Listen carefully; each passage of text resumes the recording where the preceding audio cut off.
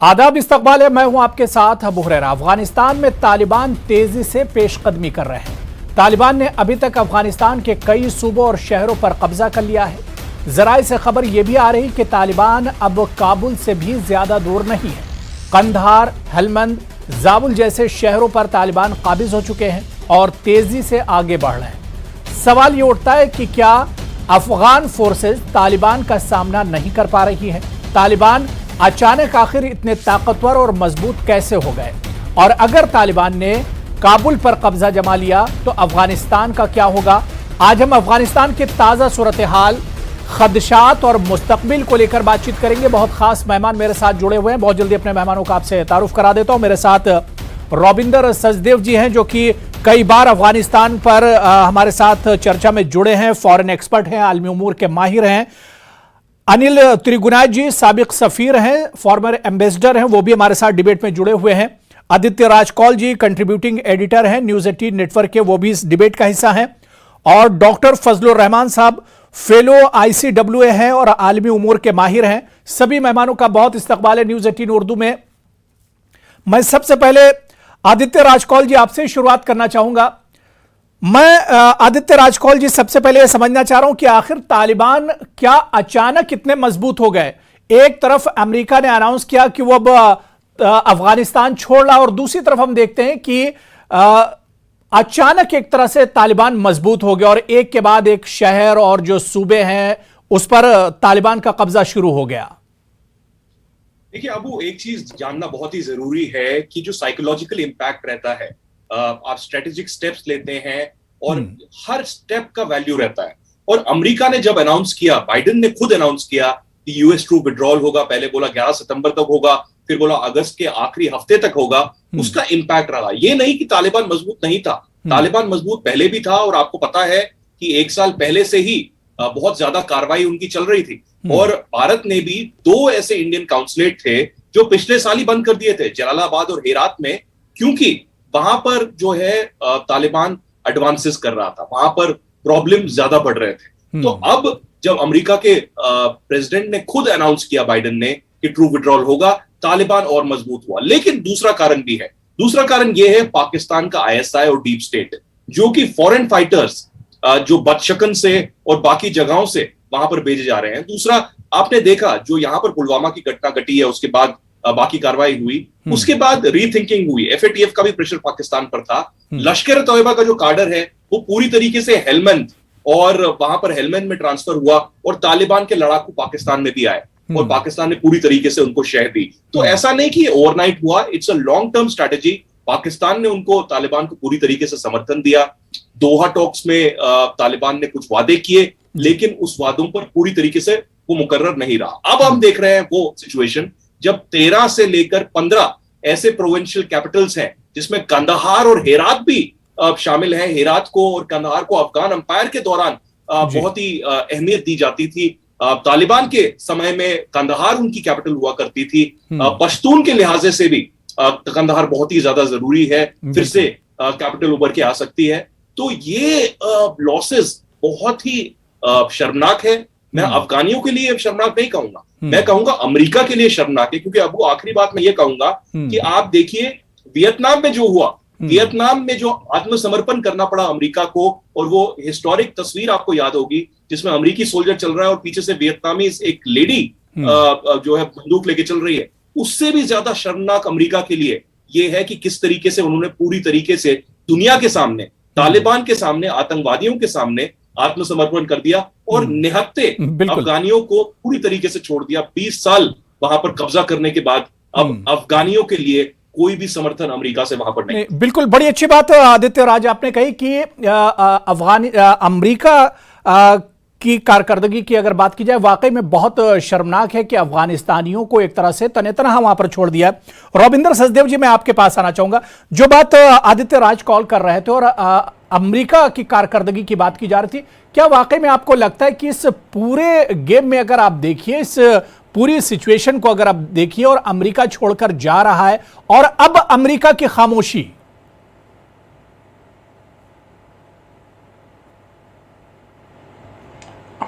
हाँ बिल्कुल, देखिए, दो तीन चीजें, आदित्य जी बिल्कुल सही बात कह रहे हैं और हम सब भी देख रहे हैं कि इसके चलते दुनिया में अमेरिका एक और बड़ी वॉर हार गया है एक्चुअली। परंतु अगर आप अमेरिकन व्यू पॉइंट से देखें, अमेरिका को फर्क नहीं पड़ता वर्ल्ड ओपिनियन क्या है जी। उनको पहले ये देखना है कि उनके अंदर अपने देश का ओपिनियन क्या है। अमेरिकन देश के अंदर ओपिनियन है अफगानिस्तान की वॉर बड़ी लंबी चल गई है, बहुत पैसे खर्च कर दिए, कोई रास्ता नहीं दिखता और हमारे इतने लोग मर रहे हैं, क्या फायदा, हम किस लिए लड़ रहे हैं, पब्लिक ओपिनियन। दूसरा, जो सरकार है पहले ट्रंप की भी थी और अब बाइडेन भी आए तो उन्होंने कहा हम अफगानिस्तान से निकलेंगे।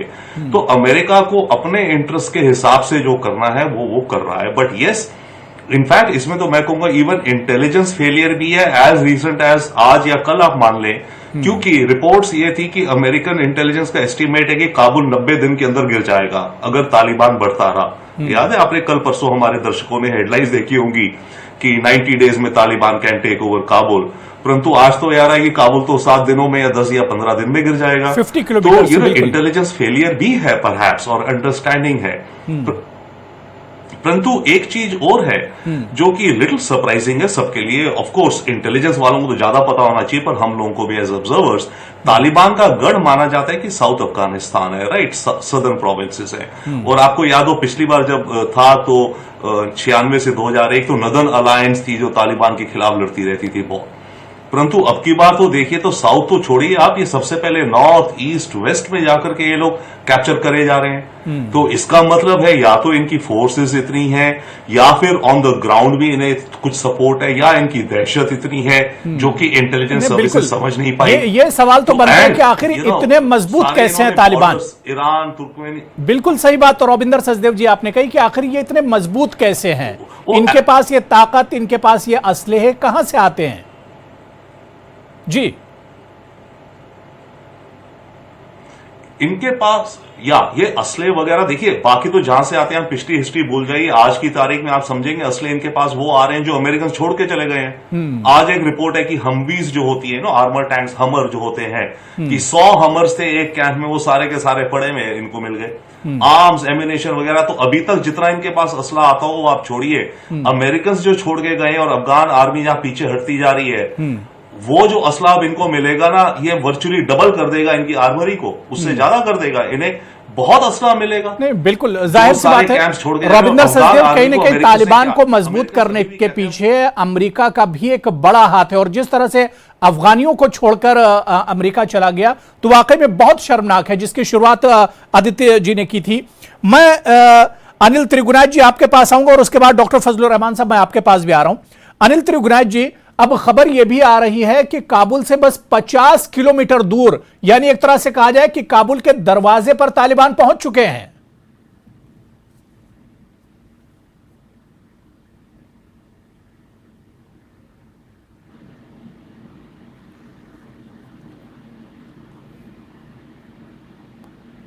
अनिल जी मुझे सुन पा रहे हैं सर आप? ठीक है, शायद मेरी आवाज अनिल त्रिगुनाथ जी तक नहीं जा रही है। मैं डॉक्टर फजलुर रहमान साहब आपके पास आना चाहूंगा। फजलुर रहमान साहब मुझे सुन पा रहे हैं सर आप? जी मैं सुन पा रहा हूं आपको। जी फजलुर रहमान साहब, अगर अब तालिबान की स्ट्रेटेजी की बात की जाए तो क्या माजी में जो 20 साल पहले तालिबान की स्ट्रेटेजी थी उसमें और अब में किस तरह का फर्क आप देखते हैं? क्या कोई बदलाव देख पा रहे हैं? देखिए, पहली बात तो ये कि तालिबान ने पिछले 20 साल में कभी भी हार में नहीं मानी। वो लगातार कम्बैटिव मूड में थे, लगातार कन्फ्रंटेशन में थे, और उनका जो पूरा का पूरा जो स्ट्रगल था वो ये था कि फॉरेन ऑक्यूपेशन जिसको वो कहते हैं उसके खिलाफ था। तीसरी बात ये है कि पिछले 20 साल में वहां की आवाम में भी एक तरह का रिसेंटमेंट है कि अमेरिका ने आखिर क्या किया। अमेरिकन वहां पे आए थे एक नेशनल कैरेक्टर देने, एक पॉलिटिकल स्टेबिलिटी लाने, एक इकोनॉमिक प्रॉस्पेरिटी लाने, जी। और एक तरह का जमहूरी निजाम वहां पे एस्टेब्लिश करने आए थे, लेकिन 20 साल में उन्होंने कुछ नहीं किया। एक बात और मैं बताता चलूं कि इससे पहले कि आप ये बात करें कि तालिबान को ताकत कहां से आ रही है, हमें आपको ये पूछना चाहिए कि अफगानी फोर्सें इतनी कमजोर कैसे हैं। पिछले 20 साल में अमेरिकन हुकूमत ने उनके ऊपर कम से कम $1 बिलियन खर्च किए, उनको ट्रेन किया, और आज वो ताश के पत्ते की तरह बिखरते चले जा रहे हैं। उसकी वजह यह है जनाब हुरैर साहब कि उनकी वो जो है अमेरिकन जो प्रेजेंस है उसने कभी आर्मी को नेशनल कैरेक्टर नहीं दिया। अभी इससे बड़ी शर्म की बात क्या होगी कि उस कंट्री का प्रेसिडेंट जो है वो वॉलमार्ट्स के पास पहुंच के वो मोबिलाइज कर रहा है कि आप मुझे बचाइए। एक खबर ये है कि दोस्तम साहब ने भी अपना हथियार वगैरह जो पुराने हथियार थे उसको टेक ओवर कर लिया है, और ये गनी साहब के बल्कि रिक्वेस्ट पे। तो जो पूरा वहां का पूरा निजाम है वो वॉलमार्टिज्म है, एथनिसिटी है, सोसाइटी इतनी डिवाइडेड है कि उनका अफगान कैपिटल के तहत या किसी हुकूमत के कोई लॉयल्टी नहीं है। उनकी लॉयल्टी है अपने पुराने जो है, जो उनके कबायली जो लोग हैं, जो उनके हीरोज हैं। अभी देखिए, जैसे मैं बताऊं आपको कि अभी जो खबर आ रही है कि उन्हें बड़े पुराने एक जो है, जो कहा जाता था कि लायन ऑफ हेरात, उन तक उन्होंने अरेस्ट कर लिया। तो पिछले 20 साल में हुआ ये है कि जो नेशनल जो होमोजेनिक कैरेक्टर होता है किसी स्टेट का, नेशन का, उसमें अमेरिका पूरी तरह फेल हुआ। दूसरी बात यह है कि करप्शन बहुत ज्यादा है। आज जिस तरह से लॉयल्टी शिफ्ट हो रही है, जिस तरह से एक के बाद प्रोविंसेस गिर रहे हैं, और जिस तरह से पीपल हथियार छोड़ के भाग रहे हैं, और अलायंसेस, देखिए अलायंस और लॉयल्टी शिफ्ट करने का अफगानिस्तान का अपना पुराना तारीख है उसकी, कि वो बहुत देर अपनी लॉयल्टी बदलते हैं। उसकी पूरी मिसाल आज ये हमारे आपके सामने है। एक बात और बताता चलूं मैं कि ये ऐसा नहीं कि तालिबान लड़ रहे हैं। तालिबान लड़ने के अलावा भी उनकी जिस तरह की ताकत है वो सिर्फ अपने एक इन्वाय को भेज रहे हैं प्रोविंशियल गवर्नर के पास कि आप सरेंडर कर दीजिए, और इस तरह जो सरेंडर कर रहे हैं। और ये जो सारी की सारी चीजें पिछले 15-20 दिनों में आप पूछिए कि 34 प्रोविंसेस में 18 प्रोविंसेस के कब्जे में है। तो ये दोनों तरह से देखने की बात है कि अब अमेरिका ने 20 साल में क्या किया, और तालिबान के अंदर जो कॉन्फिडेंस है, उनको लग रहा है कि दुनिया के इस प्लेनेट पे एक वाहिद सुपर पावर जिसको मैंने डिफीट किया। आप समझते हैं कि बिल्कुल 20 साल खामोशी के बाद अचानक तालिबान का उभार होता है। जैसे ही अमेरिका ये ऐलान करता है कि वो अफगानिस्तान छोड़ रहा है, और इधर दूसरी तरफ तालिबान की पेशकदमी शुरू हो जाती है। मैं अनिल तिरुगुनाथ जी आपके पास आना चाहूंगा।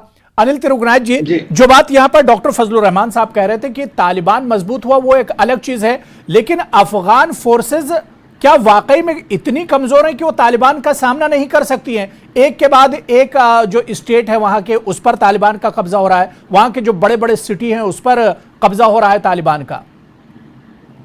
देखिए, मैं पूरा तो नहीं सुन पाया पूरी बात, क्योंकि बीच में डिस्कनेक्ट हो गया था, लेकिन ये बात सही है। उसके ऊपर दो चीजें हैं। देखिए, तालिबान की एक मिशनरी ज़ील है, और दूसरी चीज आपको ये देखना पड़ेगा कि तालिबान का मोराल बहुत हाई है।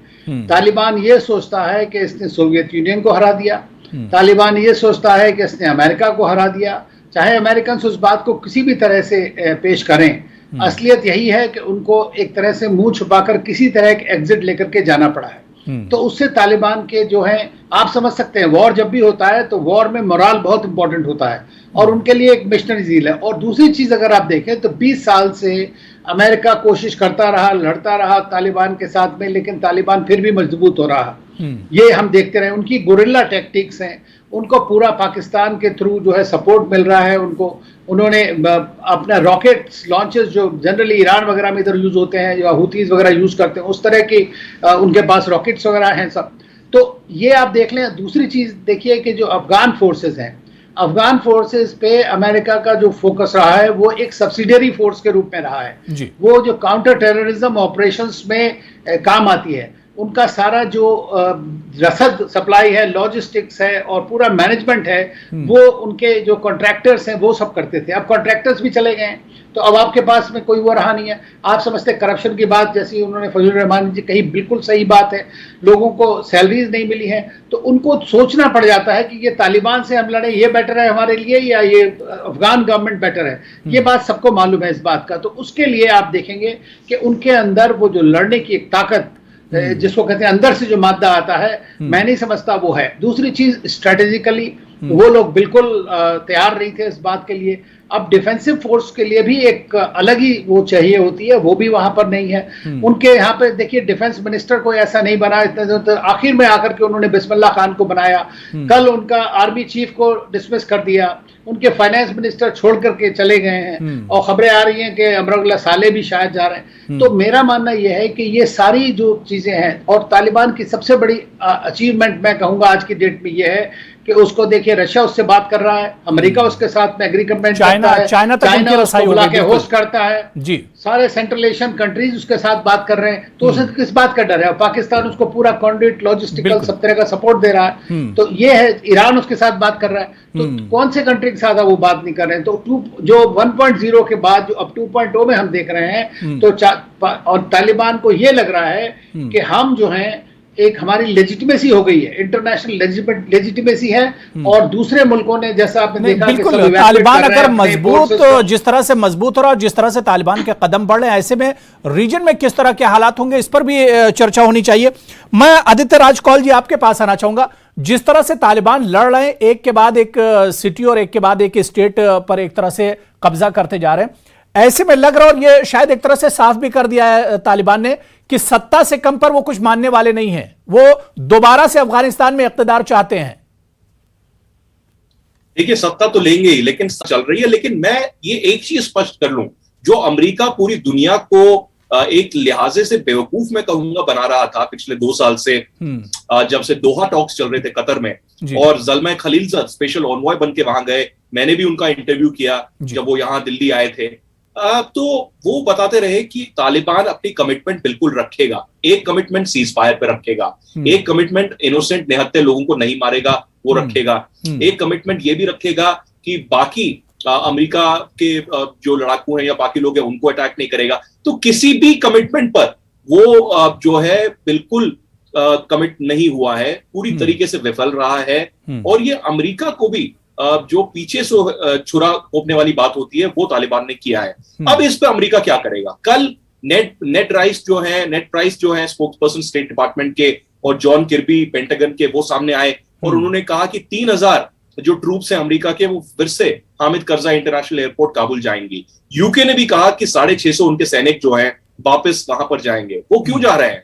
वो इसलिए नहीं जा रहे कि अफगानियों को वो बचाएं, वो इसलिए भी नहीं जा रहे कि काबुल की हुकूमत को किसी तरीके से बचाया जाए। वो जा रहे हैं कि अमेरिकी और ब्रिटिश जो डिप्लोमेट्स हैं वहां से निकाल बाहर किए जाएं सेफ्टी और सेफली एंड ऑर्डरली मैनर में।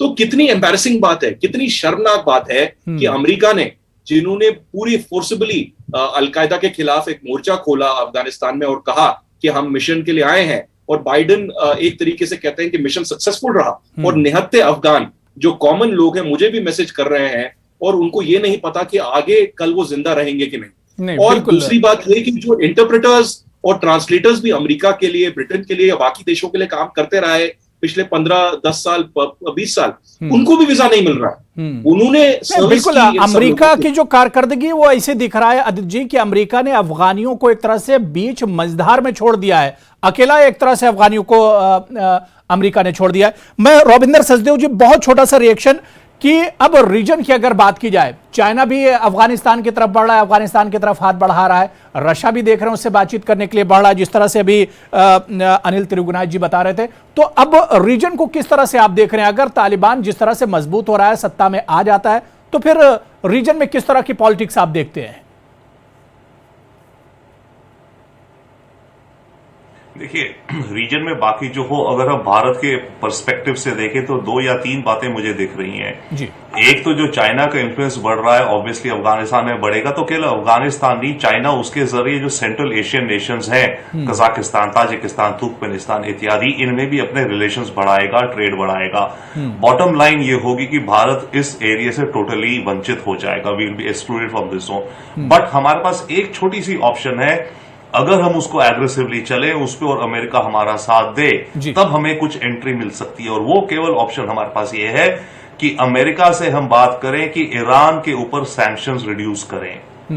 हम एक तरह का मिडिल रोल प्ले करें बिटवीन अमेरिका एंड ईरान, जिसके चलते अगर ईरान पे सैंक्शंस कम हो अमेरिका से, उसके चलते ईरान थोड़ा एक न्यूट्रल सा वापस होने की हालात में आएगा और हमारे रिश्ते ईरान से बढ़ सकेंगे, हम ट्रेड बढ़ा सकेंगे और उसके जरिए धीरे धीरे हम सेंट्रल एशिया की तरफ कुछ अपना इन्फ्लुएंस एक्सटेंड कर सकते हैं। अदरवाइज अगर ये नहीं हम करते तो हमारे पास कोई ऑप्शन नहीं बचेगी इस बिल्कुल। अगर तालिबान मजबूत होते हैं तो उसका हिंदुस्तान पर क्या कुछ असरात होंगे, ये भी देखना बहुत अहम हो जाएगा।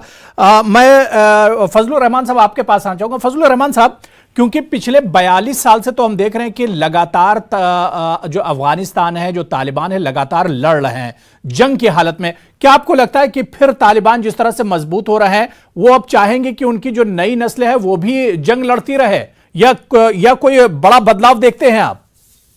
नहीं, देखिए, जहां तक मामला ये है कि अफगानिस्तान हो, बल्कि तालिबान नहीं, बल्कि वो जो पूरी कौम है उसको कहा जाता है बहुत जंगजू कौम है। और आपको पता होगा उनको कहा गया है कि ग्रेवयार्ड ऑफ एम्पायर्स।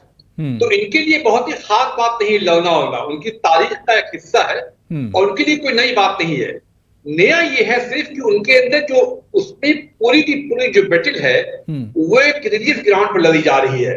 उससे उनका जो पूरी दुनिया में जो इस तरह का एक नामनामा हुआ, जिस तरह की उन्होंने वर्ल्ड स्टेज जो कैप्चर किया, उसमें मामला ये है कि उनकी फर्स्ट टाइम उनके पास जो है एक दुनिया की सबसे पावरफुल कंट्री में उनका कन्फ्रंटेशन हुआ जी। तो तालिबान की जो कुव्वत है वहां से नहीं आ रही कि वो लड़ने की उनकी तारीख है, लेकिन तालिबान की असल कुव्वत और कॉन्फिडेंस जो है, उन्होंने दो दुनिया की बड़ी ताकतों को हराया, जैसा कि अम्बेडकर साहब कह रहे थे कि सोवियत यूनियन को उन्होंने हराया, फिर अमेरिका को हराया।